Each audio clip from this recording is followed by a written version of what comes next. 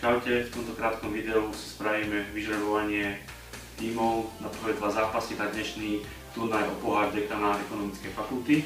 Máme tu 4 fakulty na papierikoch, podľa toho, ako bude zapísané. Teraz vezmem, nahážem ich do tohto žrebovacieho zariadenia, ktoré tu máme.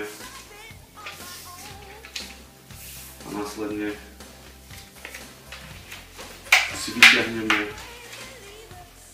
súperov prvého zápasu, fakulta humanitných vied, druhý k ním pribudne fakulta prírodných vied, tam máme vypadnú posledné dva zvyšné,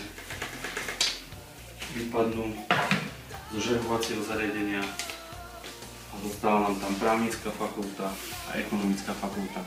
Takže prvý zápas dnešného večera fakulta prírodných vied, fakulta humanitných vied a následne druhý zápas ekonomická fakulta a právnická fakulta. Z týchto zápasov sa potom ukáže, kto bude hrať o tretie miesto a kto bude hrať o prvé miesto. Tešíme sa na vás, vidíme sa večer.